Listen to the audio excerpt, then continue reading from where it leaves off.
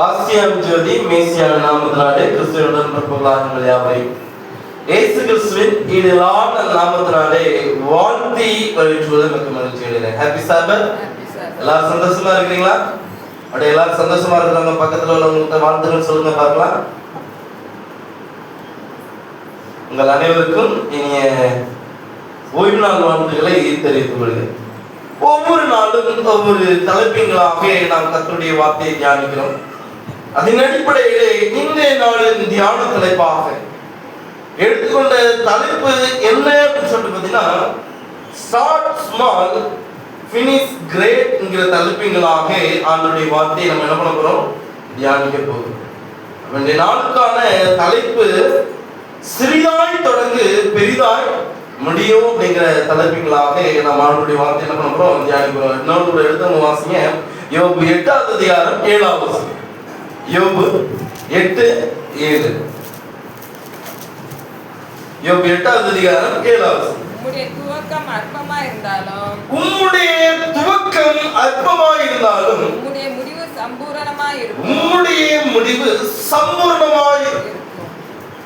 இந்த நாளிலே நாம் கற்றுக்கொண்ட ஒரு காரியம் என்ன அப்படின்னு சொல்லிட்டீங்கன்னா, நம்முடைய ஆரம்பம் அற்பமா இருந்தாலும் அதனுடைய முடிவு எப்படி இருக்குமா, சம்பூர்ணமா இருக்கும். இன்றைய நாளிலே தேவன் சம்பூர்ணமான ஆசீர்வாதத்தை நமக்கு கொடுக்க என்ன பண்றாரு, வல்லவரா. அன்பான தேவனுடைய பிள்ளைகளை, இன்று நாம் வாழும் உலகம் பெரிய ஆரம்பங்களை என்ன பண்ணுது, பாராட்டி கொண்டு பெரிய பெரிய காரியங்கள் செஞ்சா நீங்க தான் சக்சஸ்ஃபுல். உங்களை தான் எல்லாரும் என்ன பண்றாங்க, நேசிக்கிறாங்க. நீங்க வந்தாலும் இந்த நிகழ்ச்சி என்ன பண்ணும், நடக்கும் அப்படின்னு சொல்லிட்டு எல்லாரையும் பாராட்டுகிறவங்களா என்ன பண்றாங்க, இருக்கிறாங்க. ஆனா உண்மையிலே வேதம் எதை பாராட்டுகிறது அப்படின்னு சொல்லிட்டு நாம் பார்க்கணும் என்றால், வேதாகமத்தில் தேவன் பெரும்பாலும் சிறிய ஆரம்பங்களிலிருந்து பெரிய காரியங்களை அவர் என்ன பண்றாரு, செய்திருக்கிறார் அப்படின்னு சொல்லி சொல்லுகிறதை பார்க்கணும். பெத்லகேமில துலகத்துல கர்த்தராகிய ஆண்டவர் இயேசு கிறிஸ்து என்ன பண்றாரு, சின்ன இடத்துல இருந்து அவர் என்ன பண்றாரு, பெரிய இடத்துக்கு, அதாவது உலக ரட்சகராக அவர் என்ன பண்றாரு, மாறுகிறார் அப்படின்னு சொல்லி சொல்லுகிறதை பார்க்கிறோம். ஆட்டை மேய்த்து கொண்டிருந்த சிறிய தாவீது அவன் அரசனாக என்ன பண்றான், மாறுகிறான் அப்படின்னு சொல்லி சொல்லுகிறத பார்க்கிறோம். ஒரு சின்ன கடுகு மரம் அது என்ன பண்ணுது, பெரிய மரமாக என்ன பண்ணுது, மாறுகிறது அப்படின்னு சொல்லி சொல்லுகிறதை பார்க்கிறோம். எனவே இன்று நீங்கள் சிறியவர்களாக இருந்தாலும், உங்களுடைய ஊழியம் சிறியதாக இருந்தாலும், உங்களுடைய சபை சிறியதாக இருந்தாலும், தேவன் உங்களோடு இருந்தால் உங்கள் முடிவு அது என்ன பெரியதாக மாறும் அப்படின்னு சொல்லி சொல்லுகிறதை பார்க்கிறோம். தேவன் சிறியவர்களை பயன்படுத்தும். இன்னொரு கூட எடுத்தவங்க வாசிங்க, 1 சாமுவேல் 16வது அதிகாரம் 7வது வசனம். 1 சாமுவேல் 16:7. கர்த்தர் சாமுவேலை நோக்கி நீ இவனுடைய முகத்தையும் இவனுடைய சரீர வளர்ச்சியையும் பார்க்க வேண்டாம். நான் இவர்களை புறக்கணித்தேன். மனுஷன் பார்க்கிறபடி நான் பாரேன் அப்படின்னு சொல்லுகிறதை இந்த இடத்துல நான் வாசிக்கிற காரியம் என்ன அப்படின்னு சொல்லிட்டு பார்த்தீங்கன்னா, மனுஷனோ முகத்தை பார்க்கிறான், கர்த்தர் என்ன பண்றாரு, இருதயத்தை பார்க்கிறார் அப்படின்னு சொல்லிட்டு சொல்லுகிறதை பார்க்கணும். தாவீதுடைய வாழ்க்கையை நாம் பார்க்கும்போது தேவன் தாவீதை என்ன பண்ணாரு, பயன்படுத்தினார் அப்படின்னு சொல்லி சொல்லுகிறதை பார்க்கணும். சாமுவேல் ராஜாவாக அபிஷேகம் செய்ய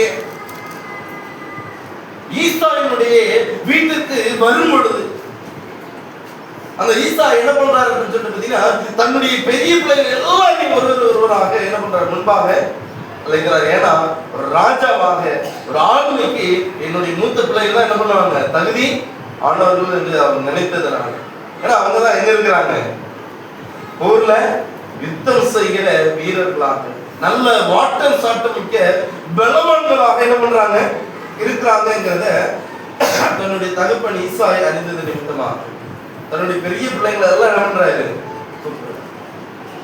உண்மையிலே அடுத்த ராஜாவாக தேவன் யாரை அபிஷேகம் பண்ணினார், சாமுவேலை அபிஷேகம் பண்ணினார். காரணம் என்ன அப்படின்னு சொல்லிட்டு மனுஷனோ முகத்தை பார்க்கிறான், கர்த்தரோ இருதயத்தை பார்க்கிறார். கடைசியில ஆடுகளை மேய்த்து கொண்டிருந்த சிறுவன் தாவீது அவன் ராஜாவாக என்ன பண்ணப்பட்டான்? அபிஷேகம் பண்ணப்பட்டு உயர்த்தப்பட்டான் அப்படின்னு சொல்லுகிறதை நான் கற்றுக்கொள்ளுகிற ஒரு பாடம் என்ன, ஆவிக்குரிய கருத்து என்ன அப்படின்னு சொல்லி பார்க்கணும்னா, தேவன் தகுதியானவர்களை அழைப்பதில்லை, அழைக்கப்பட்டவர்களை தகுதியுள்ளவர்களாக அவர் என்ன பண்றாரு? மாற்றுகிறார் அப்படின்னு சொல்லுகிறதை பார்க்கணும். தேவன் தகுதியானவர்களை அழைப்பதில்லை.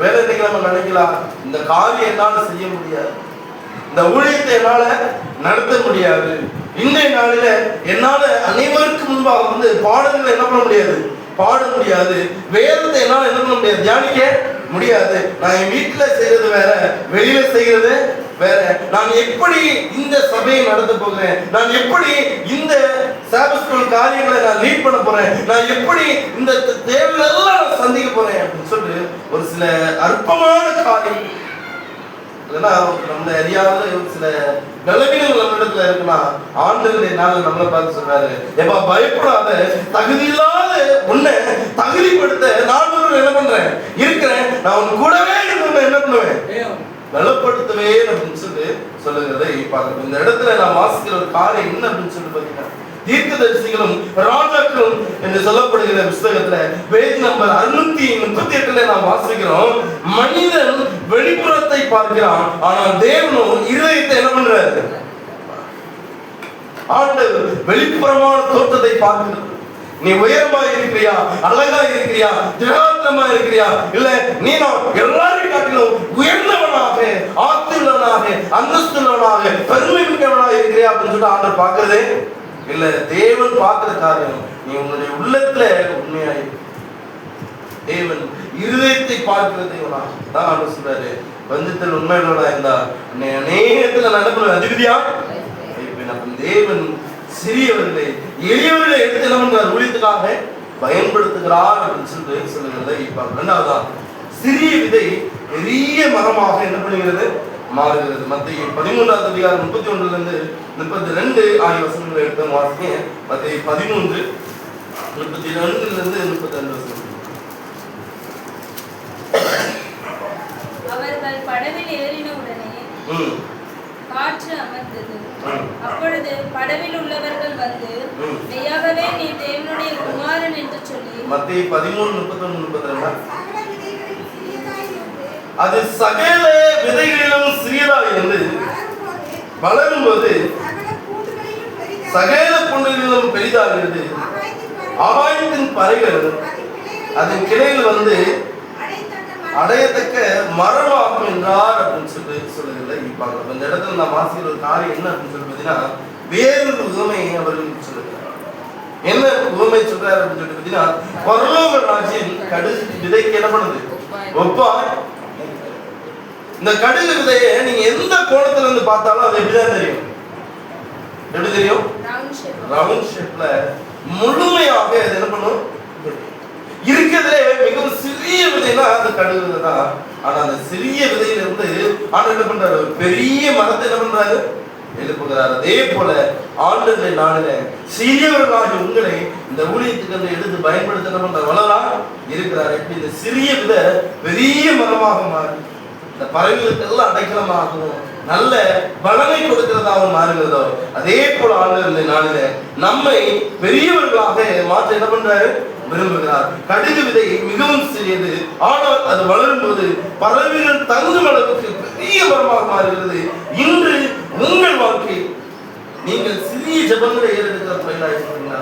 சிறிய விசுவாசம் உள்ள பிள்ளைகளா இருக்கிறீங்களா? சிறிய ஊழியத்தை செய்கிற பிள்ளைகளா இருக்கிறீங்களா? இவை நாளை பெரியதாக மாறும் என்று தேவனுடைய நாளில் ஒரு ஆசீர்வாதத்தை உங்களுக்கு என்ன பண்றாரு?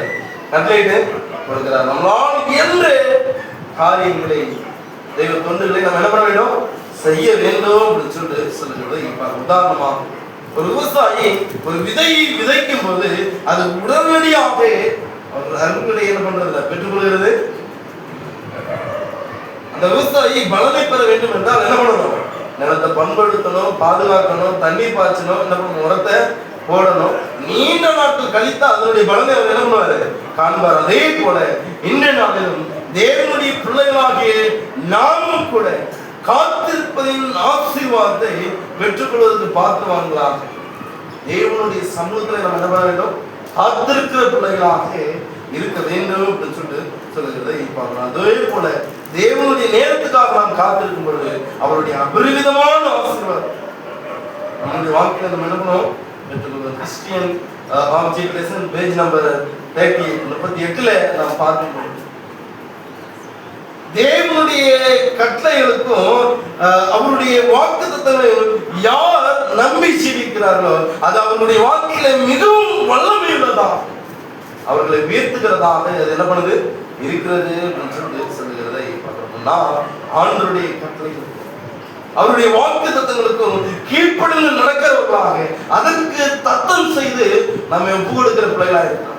யாரெல்லாம் ஆண்டவருடைய வார்த்தைகளை காத்திருந்து அந்த வார்த்தை பிரகாரம் நடக்கிறார்களோ அவர்களே என்ன பண்றாங்க? ஆசீர்வதிக்கப்படுகிறார்கள் அப்படின்னு சொல்லுகிறதை 2 காரியத்தை நம்ம பார்க்கிறோம். ஒன்று, தேவன் சிறியவர்களை எளியவர்களை எடுத்து என்ன பண்றாரு? பயன்படுத்துறாரு. 2வது காரியம், சிறிய விட அது பெரிய மரமா என்ன பண்ணுது? மாறி. இன்றைய நாளில் நீங்க செய்கிற அந்த சின்ன காரியம் ஆண்டவரை பெரியதாக என்ன பண்ணுவாரு? ஆசீர்வதிப்பார் அப்படின்னு சொல்லுகிறத பார்க்கணும். 3வது கற்றுக்கொள்கிற காரியம் என்ன அப்படின்னு சொல்லிட்டீங்கன்னா, இயேசுவின் வாழ்க்கை அது சிறிய ஆரம்பம், ஆனா அதனுடைய முடிவு பார்க்கும்போது அது பெரிய முடிவா என்ன பண்ணுது? இயேசு ராஜ மாளிகையில் பிறக்கவில்லை. எல்லாரும் அனைவராலும் சொல்லப்படுவது போல அவர் என்ன பண்ணாரு? ஒரு மரத்தின் அடிவார் தொழுவத்தில் என்ன பண்ணாரு? வைக்கப்பட்டார் அப்படின்னு சொல்லுகிறத பாருங்க. அவருடைய சீசர்கள் கூட படித்தவர்களோ உயர்ந்தவர்களோ மேலான அதிகாரத்தில் உள்ளவர்களோ கிடையாது. மிகவும் எளிமையானவர்கள், கல்வி ஞானம் இல்லாதவர்கள். ஆனால் அவர்களும் பார்க்கும்போது இந்த சாதாரணமான மக்களாக இருந்தாலும் ஆனால் அந்த சிறிய குழு உலக வரலாற்றை என்ன பண்ணிச்சு? மாற்றி கிறிஸ்துவின் பிறப்புக்கு தான் கிபி என்ன பண்றாங்க? வரலாற்றையே பிடிக்கிறதை பார்க்கிறோம். பிலிப்பியர் 2வது அதிகாரம் 8-9 வாசிங்க. இப்படிப்பட்ட அந்த வரலாற்று சம்பவம் நிகழ்வதற்கு காரணம் என்ன அப்படின்னு பார்த்தீங்கன்னா, பிலிப்பியர் 2வது அதிகாரம் 8-9 அவர் மனுஷ ரூபமாய் காணப்பட்டு மரண பரியந்தம் அதாவது சிலுவையின் மரண பரியந்தம் கீழ்ப்படிந்தவராகி தம்மை தாமே தாழ்த்தினார். ஆதலால் தேவன் எல்லாவற்றுக்கும் மேலாக அவரை உயர்த்தினார் அப்படின்னு சொல்லுகிறது. ஆண்டவர் சிலுவை மாடு மரண பரியந்தம் தன்னை தாழ்த்தின நிமித்தமாக எல்லாவற்றுக்கும் மேலாக தேவன் அவர் என்ன பண்ணாரு? உயர்த்தினார். நாளிலே கர்த்தரை சமர்ப்பிக்கிறேன். எப்பா, என்னால ஒண்ணுமே செய்ய முடியாது, நான் இந்த கனமான ஊழியத்துக்கு பாத்திரவான் அல்ல என்று சொல்லி யாரெல்லாம் தன்னை தாழ்த்தி தத்தம் செய்து என்னால முடியாது தகப்பன, இந்த பாடுகள் இருந்து என்னால வெளியே வர முடியாது, இந்த சூழ்நிலையில இருந்து என்னால வெளியே வர முடியாது, இந்த கஷ்டங்கள்ல இருந்து என்னால வெளியே வர முடியாது, எல்லாத்தையும் அறிந்த தேவன், எல்லாத்தையும் ஆராய்ந்து அறிந்திருக்கிற தேவன், உங்களுடைய கருத்தை நான் என்ன பண்றேன்? ஒப்பு கொடுக்கிறேன், தாழ்த்துக்கிறேன். நீரே ஏற்று என்ன பண்ணுங்க? அங்கீகரிங்க, வழி நடத்துங்க அப்படின்னு சொல்லிட்டு என்னைக்கு நாம் ஆண்டவருடைய கருத்தை நம்ம ஒப்பு கொடுக்கிறோம். இந்த நாள்ல நாம் கற்றுக்கொண்ட ஒரு பாடம், தேவனுடைய ராஜ்யத்தில் உயர்வு தாழ்வில் இருந்தே ஆரம்பிக்கிறது அப்படின்னு சொல்லுகிறதை நம்ம என்ன பண்றோம்? ஆண்டவருடைய ராஜ்யத்துல நம்ம உயரணும்னா இந்த உலகத்தில் நம்ம எப்படிப்பட்டதா இருக்கணும்? எல்லாருக்கும் முன்பா நம்மை தாழ்த்துகிற பிள்ளைகளா, நான் ஒன்றுமே இல்லை, தேவனால் தான் எல்லாம் உண்டு, தெய்வ சித்தத்துக்கு எப்போ ஒப்புதல் எடுக்கிறோமோ அப்போது ஆண்டு ஊழிய திட்டத்தினை நம்மளுடைய வாழ்க்கை என்ன பண்றாரு? நிறைவேற்றுகிறார் அப்படின்னு சொல்லுகிறதை பார்க்கலாம். செவன்த் டே அட்வென்டிஸ்ட் இயக்கத்தின் ஆரம்பத்தை நாம் பார்த்தோம் என்றால் அது ஒரு சிறிய ஆரம்பமாக தான் என்ன பண்ணுச்சு? 1744ஆம் ஆண்டு அக்டோபர் 22ஆம் தேதி மிகப்பெரிய ஏமாற்றத்தின் பிறகு சிறிய குழு மட்டுமே என்ன பண்ணுச்சு? மீதி இருந்தது. அந்த குழுவை நாம் பார்க்கும் பொழுது அவர்கள் பணக்காரர்கள் அல்ல, கல்வியாளர்கள் அல்ல, அதிகாரம் உள்ளவர்கள் அல்ல, ஆனாலும் அவர்கள் வேதாந்தத்தை ஆராய்ந்தார்கள், அவர்கள் ஜெபித்தார்கள், தேவனுடைய சத்தியத்தை உறுதியாக படித்துக் கொண்டார்கள். இதனுடைய பலன் என்ன அப்படின்னு சொல்லி பாத்தீங்கன்னா, தேவனுடைய சத்தியத்தை அவர்கள் உறுதியாக பிடித்துக் கொண்டது நிமித்தமாக இன்று உலகமெங்கிலும் செவன்த் டே அட்வென்டிஸ்ட் சபை என்ன பண்ணுது? வளர்ந்து வருகிறதை நம்ம என்ன பண்றோம்? பாருங்க, இந்த சின்ன சின்ன சபையா இருந்துச்சு. ஒரு காலத்துல என்ன பண்றாரு, பெரிய சபையாக அந்த சபை தேவன் என்ன பண்றாரு, எழுப்புகிறார் அப்படின்னு சொல்லி சொல்லுகிறதை லைக் பேஜ் நம்பர் 196 196வது பகுதியிலே நாம் பிரபலமாக பார்க்கிறோம். கடந்த காலத்தில் கர்த்தர் நம்மை வழிநடத்தி வந்த விதத்தை மறந்துவிட்டால் மட்டுமே எதிர்காலத்தை பற்றி நாம் பயப்பட வேண்டும். எதிர்காலத்தை குறித்த பயம் யாருக்கு இருக்குன்னா, கடந்த காலத்துல தேவன் நடத்திய விதத்தை மறந்தவர்களுக்கு மாத்திரமே அந்த பயம் இருக்கணும் இருக்கும். கடந்த காலத்தை குறித்த பயம் நம்ம இடத்துல இல்லைன்னா நம்ம ஒன்று அறிந்து கொள்றோம், தேவன் இன்னும் என்ன பண்றாரு. மரணங்களின் பள்ளத்தாக்கில் நடந்தாலும் பல்லாப்புக்கு பயப்படையாது. தேவரீர் என்னோடு கூட அவருடைய கோடு அவருடைய தடியும் தேர்ச்சுன்ற விதத்தை அவர்கள் அறிந்து கொண்ட பிள்ளைகள். இன்றைய காலகட்டத்தில் நாம் தேவன் நம்மளை நடத்துகிறார் விதத்தை நோக்கி பார்க்கிற பிள்ளைகளாய் திருச்சபை வாழ்றது காரணம், வளர்ந்தது காரணம், அந்த திருச்சபை நிலைத்து நிற்கிறது காரணம். இன்னமும் இந்த ஆலயத்தை, இந்த திருச்சபை தேவன் என்ன பண்றாரு, நடத்துகிறார் அப்படின்னு சொல்லி சொல்லுகிறாரு. இதுதான் யோபின் வாழ்க்கையை குறித்து என்னன்னா, யோபினுடைய வாழ்க்கையை பார்க்கும் பொழுது அவர் எல்லாம் செய்யல. அவர் வீடு இல்ல, ஆஸ்தி இல்ல, அந்தஸ்து இல்ல, பொண்ணு இல்ல, பொருள் இல்ல, உழைக்கும்படியான பலனும் இல்ல. காரணம் என்ன அப்படின்னு சொல்லி பார்த்தீங்கன்னா, அந்த நோய் வந்தது நிமித்தமா எல்லாம் செய்யறது. சொந்த மனைவி என்ன பண்றா, வார்த்தையை சொல்லுகிறத பார்க்கணும். தேவனை தூசித்து ஜீவனை மரண தருவாயில கட்டுப்பாட்டுல இருக்கிற அந்த சூழ்நிலை அவர் எவ்விதமாய் ஆசிரிக்கிறார் பாருங்க. நிர்வாணியாய் வந்து நிர்வாணியம் அவன் இடத்துக்கு என்ன பண்ணுவேன் போவேன் அப்படின்னு சொல்லிட்டு சொல்ற அவர் காரியத்தை நாம் பார்க்கணும். எத்தனை வாசிங்க, யோபு 42வது அதிகாரம் 12வது. யோபு 42:12. கர்த்தர் யோபுவின் முன்னிலைமையை பார்க்கிறோம், அவன் பின்னிலைமை ஆசீர்வதித்தார். 14,000 ஆடுகளும் 6,000 ஒட்டங்களும் 1000 ஏர்களும் 1000 கழுதைகளும் அவனுக்கு உண்டாயினே அப்படின்னு சொல்லி சொல்லுகிறதை பார்க்க. முன்னிலையை காட்டிலும் பின்னிலையை ரெட்டிப்பாய் ஆசீர்வதித்தார் அப்படின்னு சொல்லி சொல்லுகிறதை.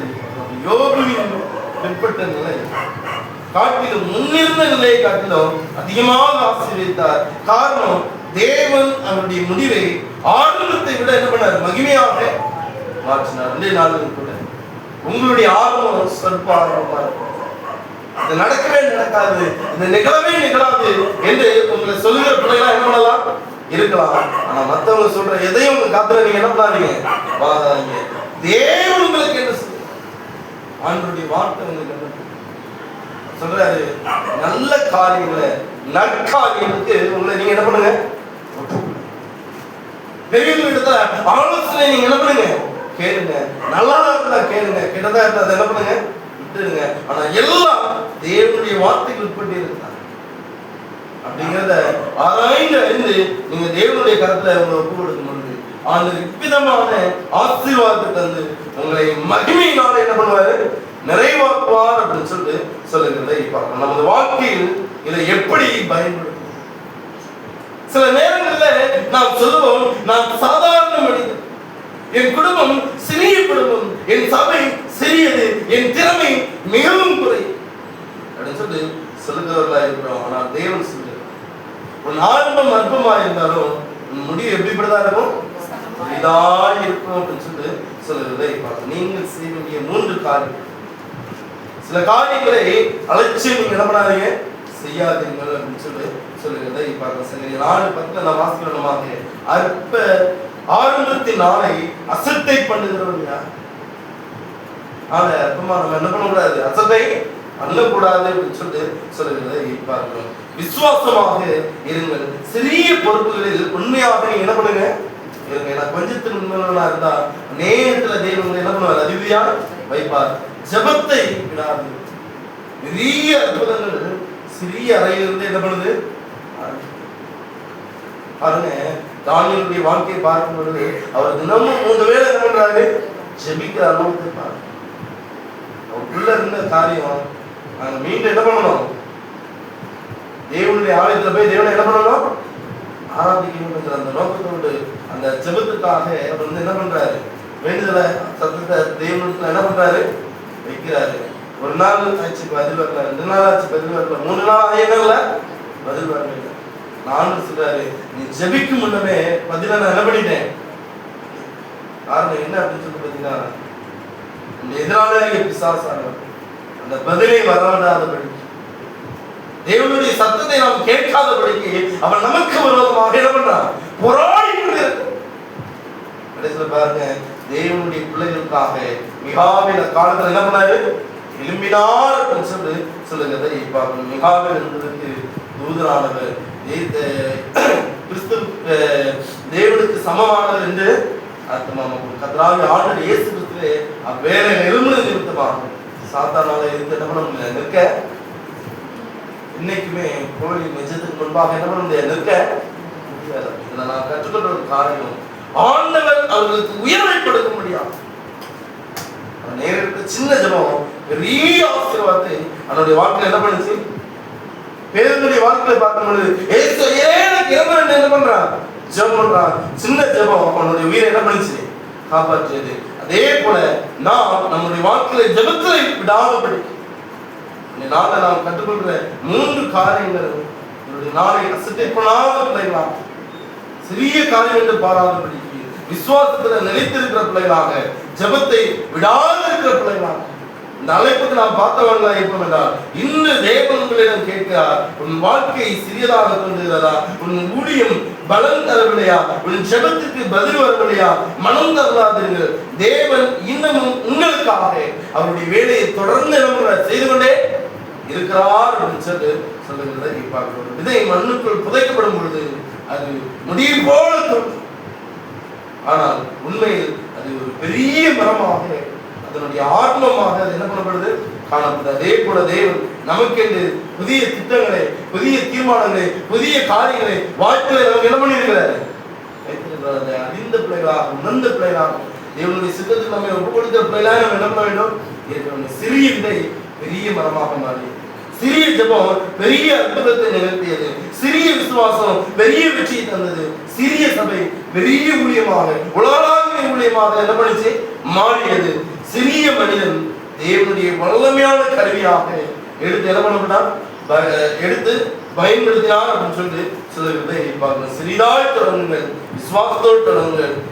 தேவன் பெரியதாய் அதை முடிய செய்ய வல்லவராய் இருக்கிறார். உன் ஆரம்பம் அற்பமாய் இருந்தாலும் அதனுடைய முடிவு சம்பூர்ணமாக இருக்கும். சம்பூர்ண ஆசீர்வாதத்தை கொடுக்கிறது. என்னாலே சம்பூர்ண ஆசீர்வாதத்தை உங்களுடைய குடும்பத்திலும், உங்களுடைய ஊழியத்திலும், உங்களுக்கு சார்ந்த எல்லா காரியத்திலும் உங்களோடு கூட இருந்து சம்பூர்ண ஆசீர்வாதத்தை கட்டிட்டு கொடுப்பாராங்க. ஆமென்.